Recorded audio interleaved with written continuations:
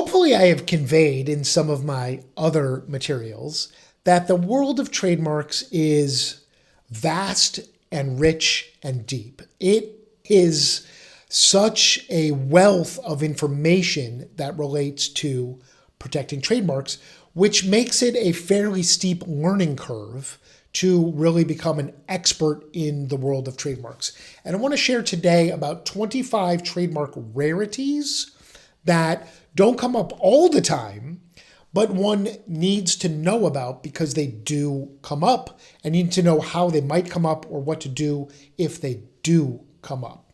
Dividing an application, for example, is a very useful tool in certain circumstances. Knowing how to hide the domicile address of an applicant, again, a very useful specific tool. How to properly produce specimens from the internet for an examiner is important. Knowing how design codes work, very important. Knowing what a request for reconsideration after a final office action is. Similarly, knowing about requesting an appeal and then asking for it to be remanded to the examiner is a tricky but valuable procedural tool when applicable. Knowing about consent agreements and how they work and when to seek them, extremely valuable in many circumstances. Knowing what acquired distinctiveness is and how it's demonstrated. Knowing what common control and interest is of a related registration or mark. Knowing what a certification mark is and how they work and why they're different from most other marks.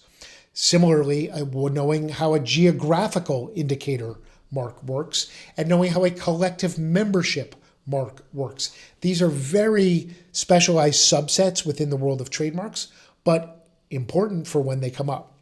Knowing why surnames can get refused and what the standards are related to surname trademarks. Similarly, knowing what misdescriptiveness is as it relates to trademarks and why that can be an important concept.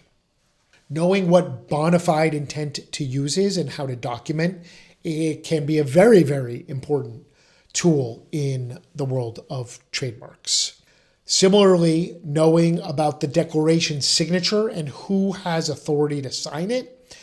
On the one hand, a simple concept. On the other hand, not so simple and fundamental to getting proper rights. Knowing when a petition to the commissioner might arise and when and how to file one. Knowing about a petition to revive and what the requirements and important timing deadlines are for a petition to revive an application. Knowing when joint ownership might apply and how that works as it relates to a trademark application. Knowing about prior registrations and claiming ownership to them and why that's important and how it's done. Consent of a living individual is an important tool when applicable in the application process, and knowing when that applies and how to get the proper statement in the record is very important and useful. Knowing what a special drawing for like a three-dimensional mark or trade dress or configuration that might include dotted lines and what those mean, again, a significant trademark tool, even though it's a rarity. Knowing about concurrent use really comes up. Only one in many, I think it's thousands, one in every several thousand registrations that relates to concurrent use.